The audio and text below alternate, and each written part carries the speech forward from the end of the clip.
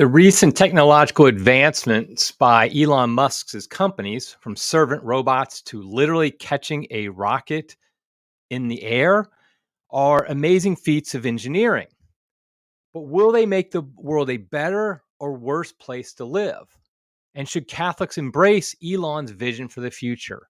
That's what we're going to talk about today on Crisis Point. Hello, I'm Eric Sanders, your host, editor-in-chief of Crisis Magazine. Before we get started, I want you to just smash that like button. That's something we can only do because of technological advancements. So thank you, our robot overlords, for allowing us to smash like buttons. So please do that. Also subscribe to the channel. Let other people know about it. I really appreciate when you do that. You can also subscribe to our email newsletter, another technological advancement that's about 40 years old now. And that is just go to crisismagazine.com, put in your email address, and we'll send our articles to your inbox, which is mostly spam free because of technological advancements. I remember the days in the 90s where you had to manually go through all your spam. You don't have to do that anymore, and we don't spam you. So go ahead and do that too. And follow us on social media. Yes, another technological advancement. Just at Crisis Mag at all the major social media channels. Okay, so Elon Musk has obviously been in the news for a while, but it's getting to the point where he has become easily one of the most influential men in the world.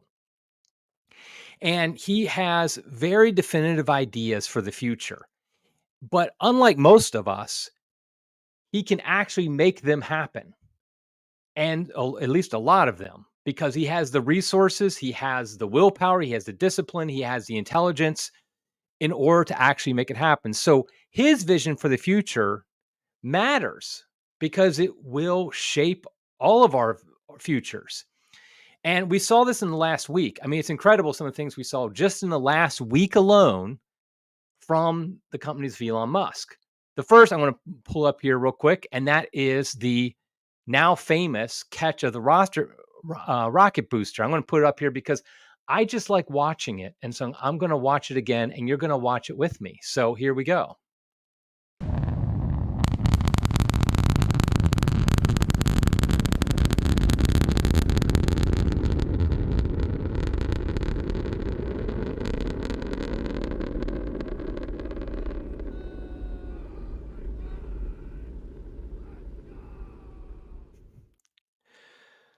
I like that guy in the background saying, "Let's go." I mean, that was just an incredible scene. I mean, I've seen about 35 different angles of it where the booster rocket that sent SpaceX's Starship into orbit came back and was caught by what they call the chopsticks. Just an incredible engineering feat. And it's important to note that this is all part of a plan for Elon's vision that life become interplanetary. What he means by that is simply that human life isn't confined to Earth, but will live on Mars, maybe the moon, maybe other planets. This is all part of his actual plan to do this.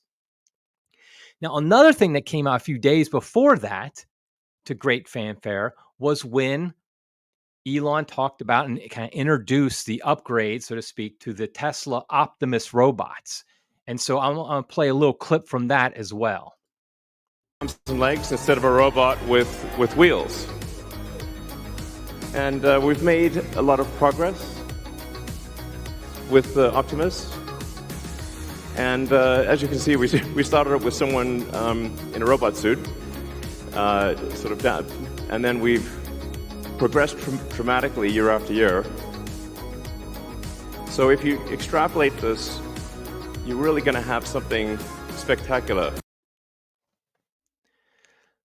Okay, so that was the very chilling, I'll be honest, video of Elon introducing these Optimus robots, and that are going to be basically our servants, supposedly. And he mentioned that once they're mass produced, they're going to cost maybe $20,000 to $30,000, which I know is a lot of money in one sense, but it's really not, because that's like a car these days. So it's going to be something that just about anybody in the upper middle class and above can buy. And so, like I said, Elon has a vision for the future, but he's making it happen. And so I really think that we have to look at this as Catholics and say, do we embrace Elon's vision? Do we reject it? what do we think about it? How do we evaluate these things under like Catholic principles? Before I really talk about the Catholic principles, I do want to mention, though, something I think a lot of us don't realize, but how much subconsciously we are impacted by science fiction. Most of us, our views of the future are very much touched by the science fiction we've either read or watched. Now, some of us have read a lot of science fiction when we were younger, watched a lot of science fiction. Like me, I have Star Trek, Star Wars, all things like that. Isaac Asimov and all those type of books. Others have not been science fiction buffs, but they watch the big budget science fiction movies, the dystopian ones like I, Robot or Terminator or things like that. And so we're all impacted. And really, in science fiction, there's kind of two views of the future typically. On the one hand, there's the Star Trek vision, which is a utopian vision. In Star Trek, in the year 2054, I believe it is. Yes, I am that much of a nerd. Oh, is it 2064? And somebody can correct me in the chat. I think it was 2054. Basically, man creates a warp drive, meaning they can go faster than light travel.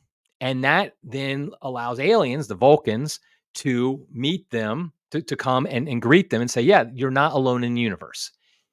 And under Gene Roddenberry's version of the future, this ushers in an era of peace and prosperity. It's kind of funny when you think about how childish this is, that all of a sudden having a warp drive makes people not greedy anymore, not need money, and be peaceful and all this stuff. So it's kind of silly, but it's very deeply embedded in old Star Trek. New Star Trek, which I don't watch, I hear is kind of crap and doesn't necessarily abide by this.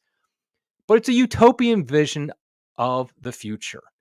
And I think Elon very much kind of subscribes that. If you would not believe, if you read the biographies of like astronauts, people involved with the space program, NASA, SpaceX, stuff like that, you would not believe what percentage were impacted by Star Trek. I mean, especially this was years ago. I mean, I wouldn't be surprised if 95% of people who work at NASA were at one point involved in the space program, at one point or another, impacted by Star Trek. So people have a very utopian vision based on Star Trek and some other science fiction of the future. And I think Elon is part of that. Now, there's another part of science fiction, which is the whole dystopian. This is probably the more popular these days.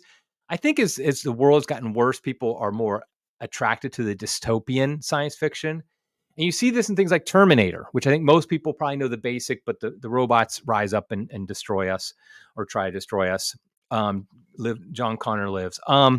Or iRobot, go watch that again, because the robots in iRobot, which rise up and you go against humans, they look a lot like Elon's Tesla Optimus robots. I thought that was a little spooky how much they look like them. And so that's obviously a dystopian view. Now, people like Elon, if you read interviews by Elon, he does acknowledge the dystopian uses of technology, and he's worried about the AI and artificial intelligence, things like that. So it's not like he rejects that, but I don't think most tech people, like who are really like the tech giants, I think they mostly side on the Star Trek, the utopian view of the future, rather than the dystopian. In fact, they would say that the utopian view is what they are purposely want, and so that's what they're trying to create.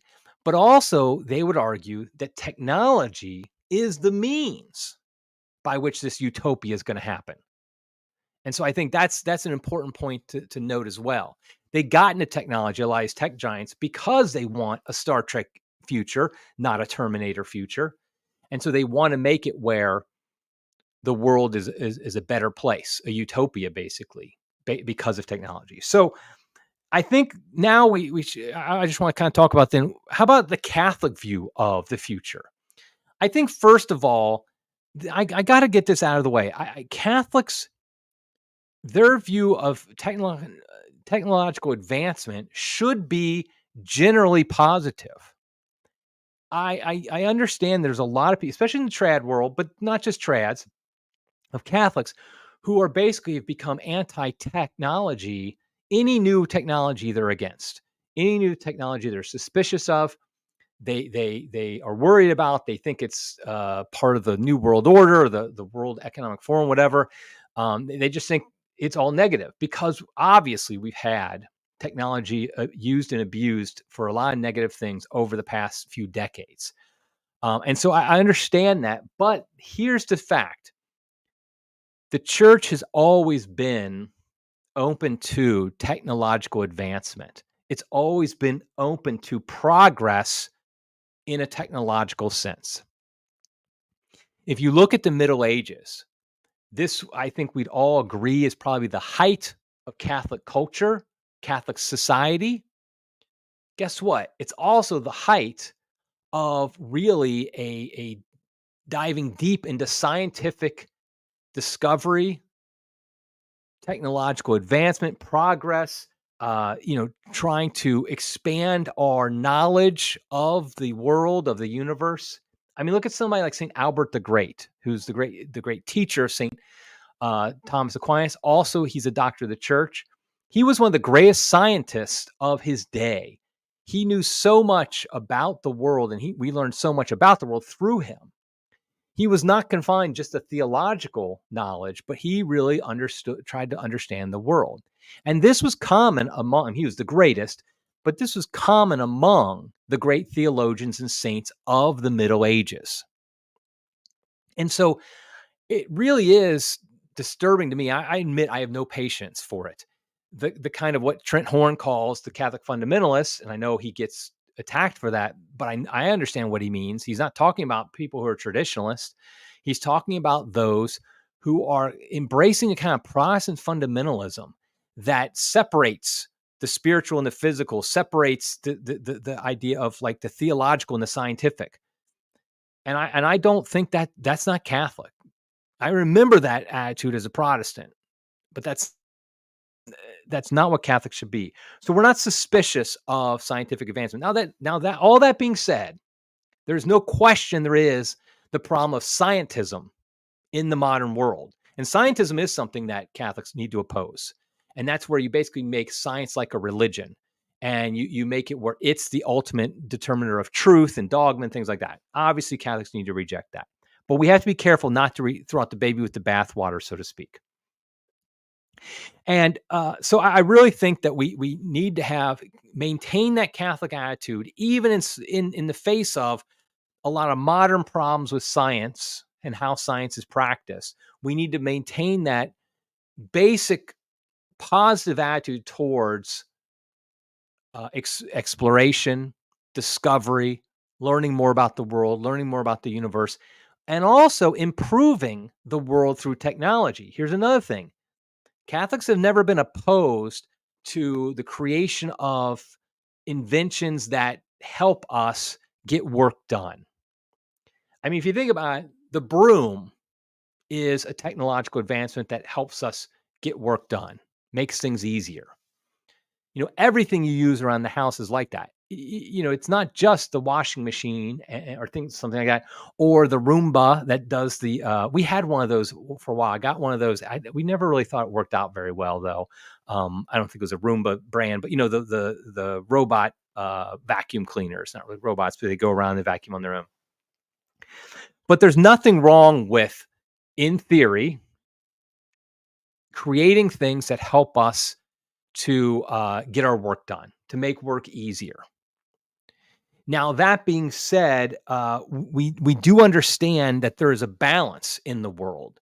There's a balance in how we judge these things as Catholics.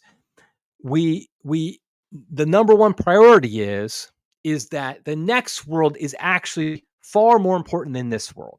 So while we are positive about this world and things that doing advancements in this world, exploring, discovery, all that stuff, the next world is what's most important. And so we always have to keep that in mind. Anything that we do in this world to advance us, putting that in scare quotes, that actually harms our ability to get to the next world should be rejected. And that's a key point here. So while Catholics, we embrace things of this world like that will advance us in this world, help us out to work less, maybe things like that. If they harm us in our ability to get to the next world, then we do have to reject them. We have to recognize anything that might harm our ability to be human, to serve God, to really be who we are meant to be. Anything that harms that, we need to be suspicious of and potentially reject. And also, we have to recognize this. I said that it's okay to create things that help us with our work, make our work easier. But ultimately, we were made to work. I mean, we're made. Work came before the fall. Now, how we relate to work was affected by the fall, but we were put in charge of the garden before the fall happened. And work is essential to who we are. And so anything that might make it so we don't work anymore, I think we should hold that in suspicion as well. Because work is a good. We're not made for just leisure, not made for just work.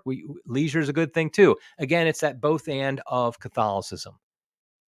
That both work and leisure are goods. And we don't want to get rid of either. I know we don't like work because of the fall. We like leisure a lot better, but we need both. Okay, so that was kind of some principles. Now let's talk about, though, Elon and his vision, and let's judge it kind of on those principles and judge whether or not Elon's vision of the future is compatible with a Catholic vision for the future. Well, one of the primary parts of Elon's vision is to make life interplanetary. I've mentioned this already. Basically, he wants people to be able to live humans to live off Earth. He's targeting primarily Mars right now, but he wants to make this happen. Honestly, that in and of itself is a noble goal. I don't see how any Catholic can criticize that goal in and of itself. I mean, we just celebrated Columbus Day yesterday. Columbus was a great Catholic. And what was he? He was an explorer. He went to another world, in a sense.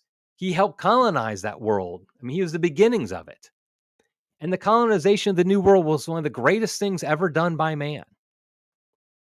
And so the idea of going to new areas of the universe for people to live in, for humans to live in, I mean, I think that in of itself is something that Catholics should be completely supportive of. I mean, we can argue about the prudence of it, like using money for that versus using money for other things, all that stuff. I mean, it's Elon's money in this case. It's not our money like with NASA. I mean, it's a shared thing because, I mean, NASA is involved and things like that.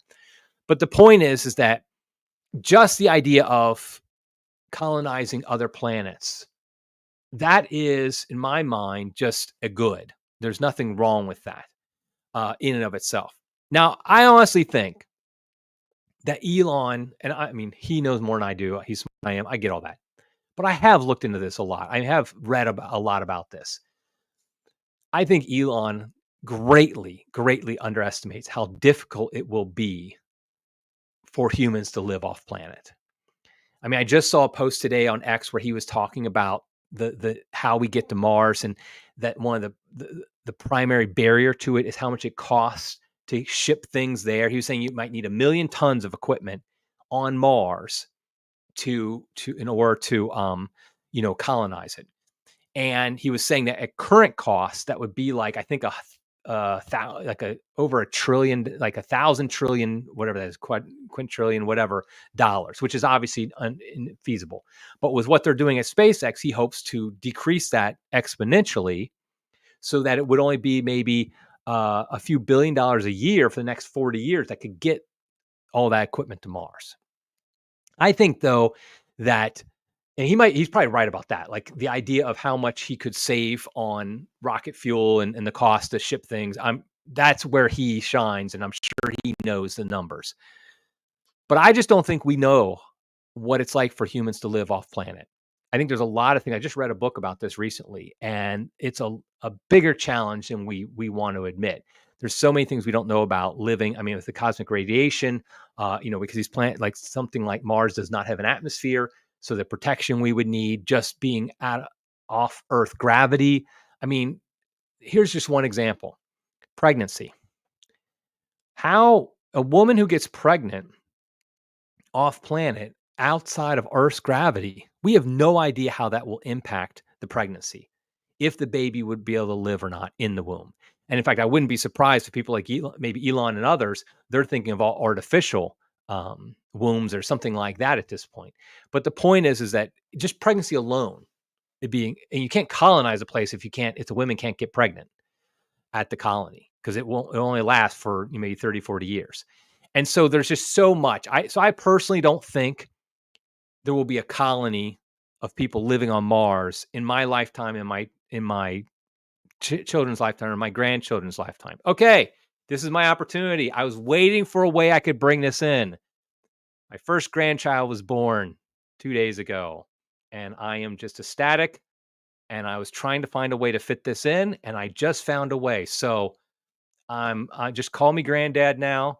I'm the granddad of Catholic Twitter, or what X, or whatever it is. But yes. So anyway, I don't think we'll have a colony living on Mars in my grandchild's lifetime.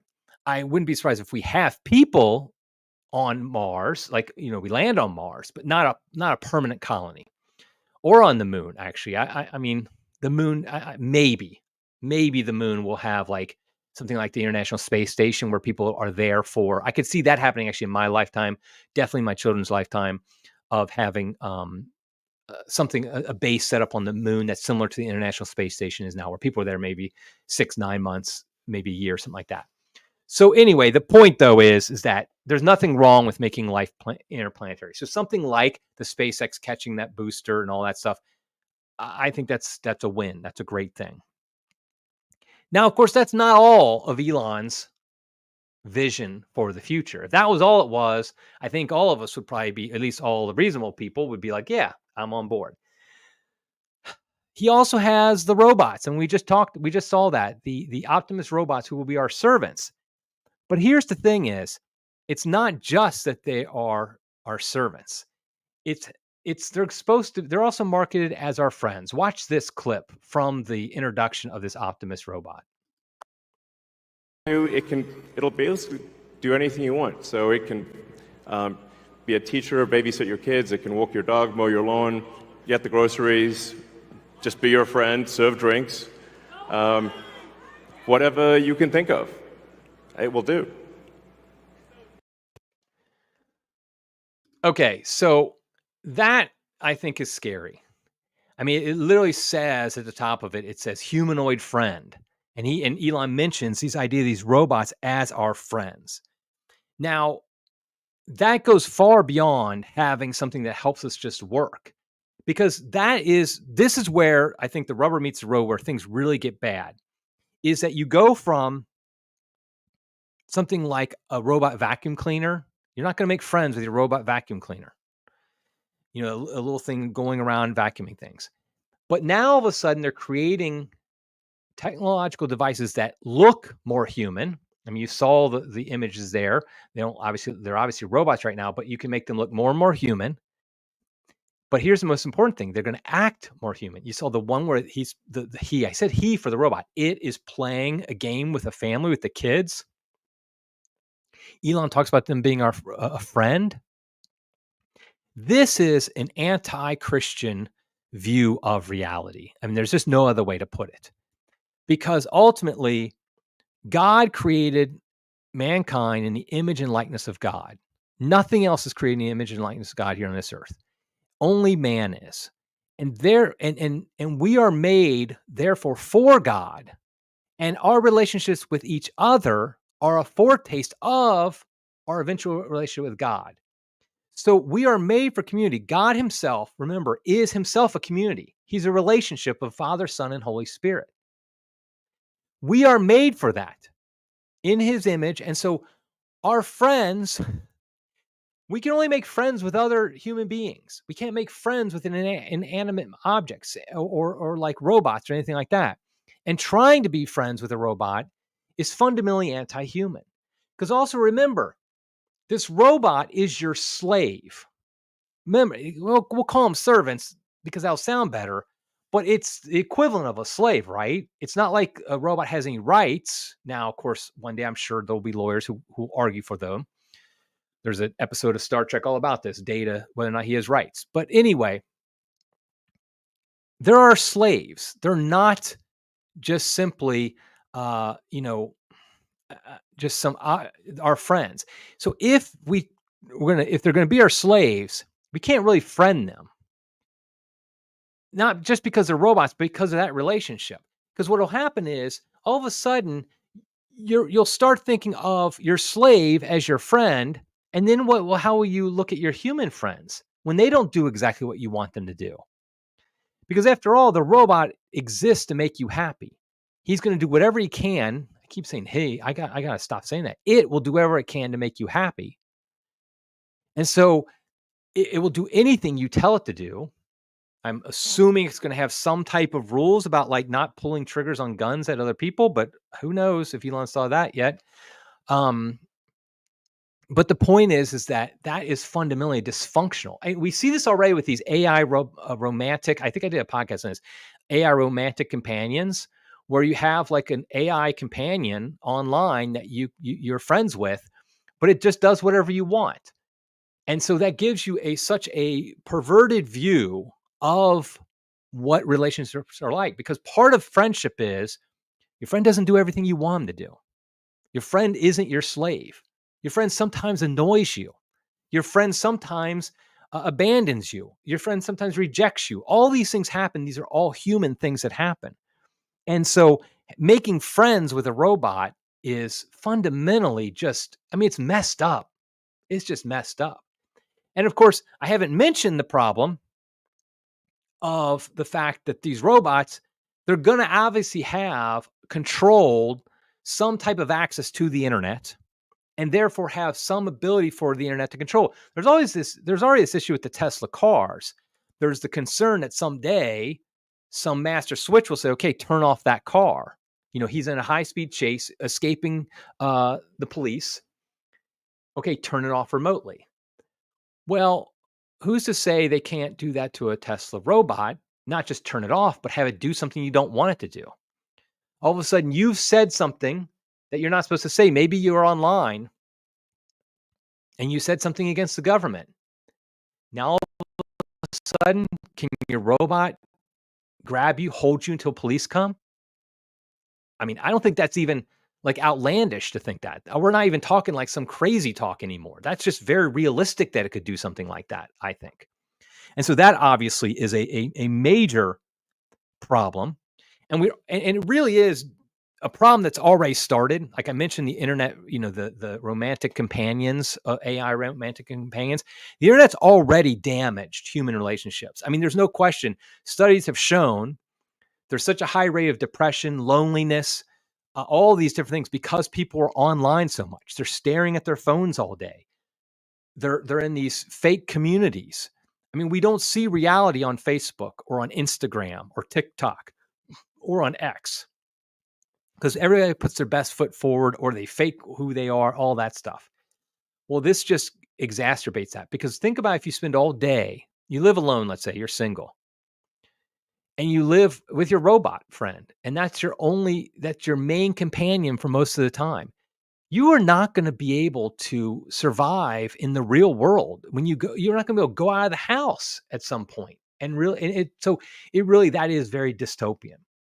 And there's another part of this Elon's vision that hasn't been in the news as much lately, but it's probably, I would say, is the scariest of the things Elon's looking at. Like I said, the SpaceX stuff is great. I'm not really against the Tesla cars.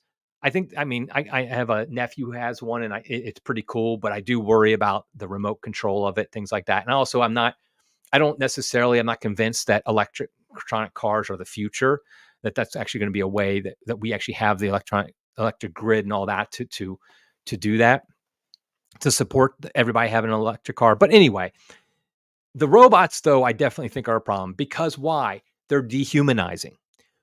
It's when we make technology replace things that are essentially human, that's when we have a problem. And that's exactly what the Tesla Optimus robot's doing. It's not just doing work for us. It's actually now replacing human things only humans can do. Yes, a robot can be on an assembly line and can, do the same things a human can do on an assembly line. I'm talking about now that next step of human companionship, of human relationship, things that literally only humans can do in a true way. I'm not saying they can't fake it. I mean, the Turing test is dumb. The Turing test is the thing that says that, when you can't tell a difference between if it's like behind a screen, if it's a robot or if it's a human, then they've passed the Turing test, and means they've kind of reached some level of consciousness. That's idiotic. A robot will be able to fake like a human. You won't be able to tell that much of a difference, but it's still fake because it doesn't love you or hate you. It doesn't disappoint you or really please you, because when it does something you want to do, it's not like, oh, wow. If like your wife does something for you without you asking and just does it out of love, that's a beautiful feeling. The robot's only going to do what you tell it to do. Yeah, maybe the AI will figure out, oh, he likes it that we have that this certain dinner is cooked on Tuesday nights when he gets home from dinner. My master, the robot might realize that and do that without being asked. And the man might come home and be pleased with that, but he's not really like thinking like, oh, wow, this robot loves me. He might be thinking that. And if he is, that's a problem. But the last thing I wanted to mention about what Elon's doing, his vision, which I think is the scariest of all this, is the Neuralink. And that is the embedded like connection between computers and human brains, where you have a chip in your brain essentially, and it will connect your brain. And there's some some defense of this is like it could help people in situations with brain disorders and things like that. But really, this is something that I don't see any good use for. Just like I think SpaceX, interplanetary life and all that stuff, I can't see anything really inherently wrong with it. I can't see anything inherently good with Neuralink. Like, I understand it might be used for people who are disabled or something like that, but the downside is just too great, because every link goes two ways. That's the key point of a link, is it's not just that the human brain is like, okay, we can, if I want to look up, have a Wikipedia in my head, I'll know instantly all these facts. Okay, that sounds cool. That sounds very matrixy, but of course it can go the other way. It can impact what you see, what you think, what you do, because we don't really understand. The problem is, like, a lot of these futurists, because they're not Christian, they don't have a true understanding of the human person. They think the brain is the mind and the mind is the brain. That's not true. The mind and the brain are related, but the mind is not the brain. The mind is not physical, but we all have a mind. But we don't know what will happen if you have a technology that impacts the brain. How does that mind-brain relationship work? I mean, this is just scary stuff. But the idea that that a chip like this could change somebody's personality, could make them more conformist, could make them more, willing to do what they're told. I mean, all these things are just, it's a big no on that. I mean, this is the epitome of Big Brother, of a dystopian future. And the fact that Elon can't see this, I just think that shows a real problem in his way of looking at it, a real blind spot in his way. So, I mean, ultimately, then, kind of what's the bottom line on all this?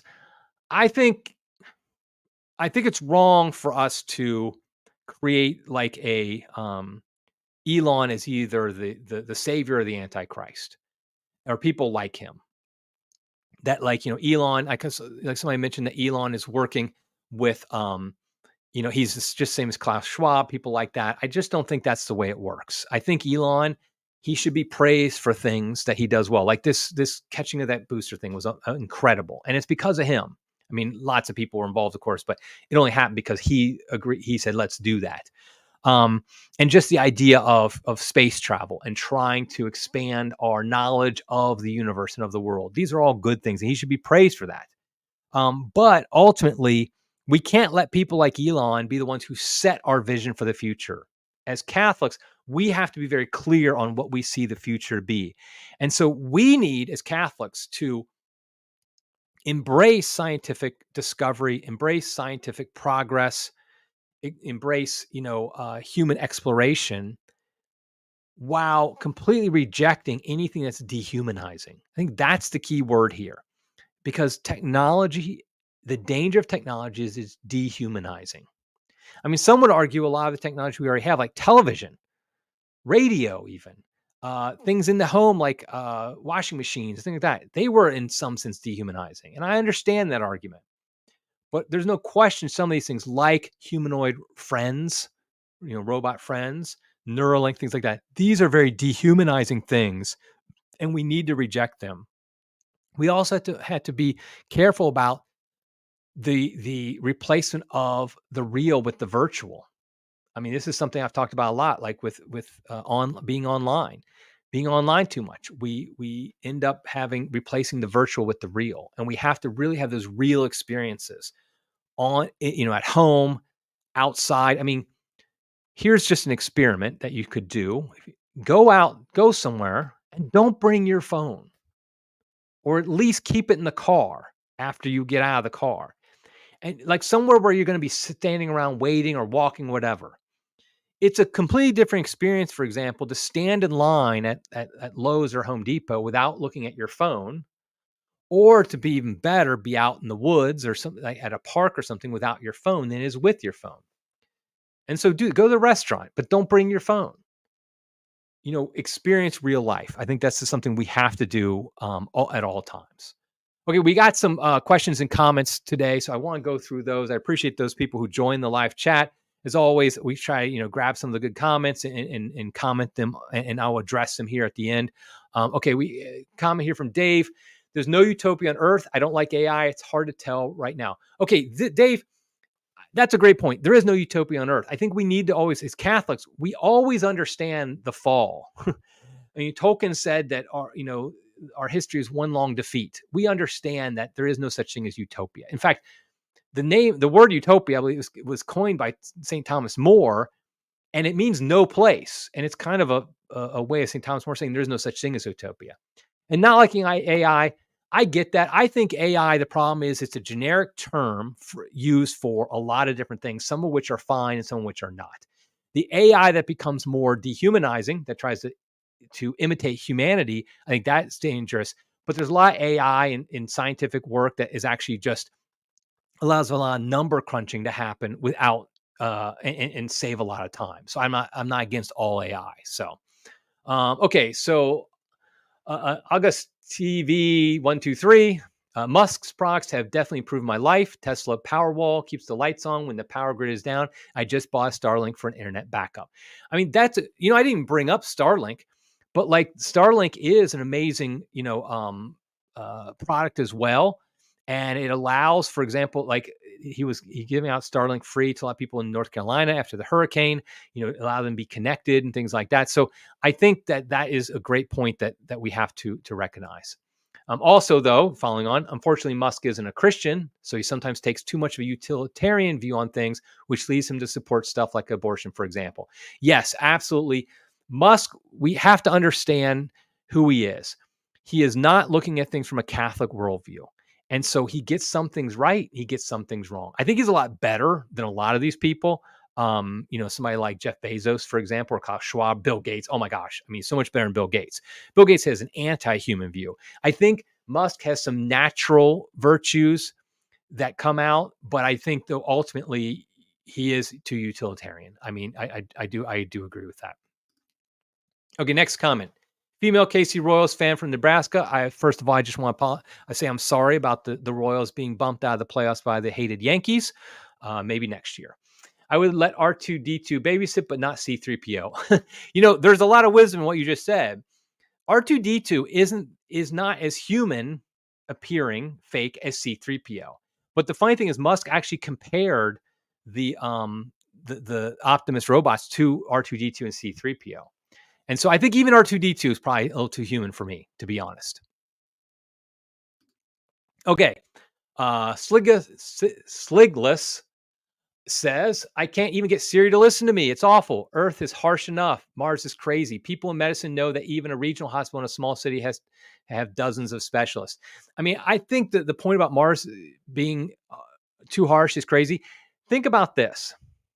How many people are living in Antarctica?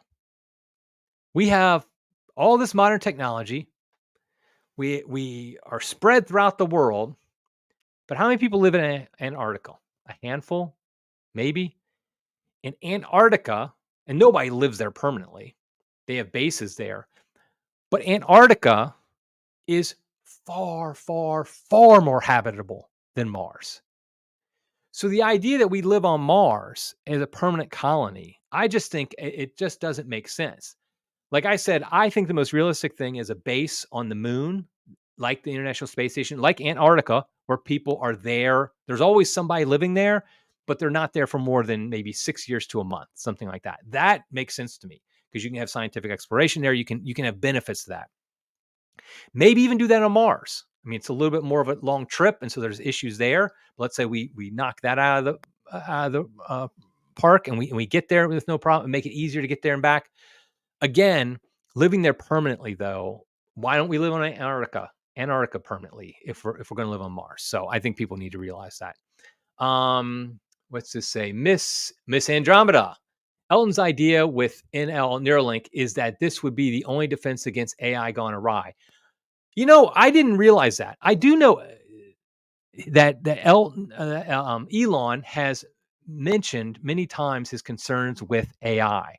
And I'm very happy to hear that. But of course, he's involved in developing it. And I think his idea is I'm going to develop it the right way. It's going to get developed. Let me do it the right way. And maybe that's true. Maybe Neuralink would protect us against AI gone awry. It just seems to me, though, once you're connected to the grid, so to speak, the technological matrix, then AI can control you. I just don't see how it couldn't be hacked then by AI. If AI really ends up being this problem that people think it's going to be, of like kind of taking over the world, I don't want to be connected technologically. I want to be as far away from technology as possible. I feel like that would keep me the safest. But, we don't know how it's going to develop. We don't know exactly what it's going to be like. But I would just say Catholics, keep hope for the future. I mean, not hope in man, of course, but hope in God.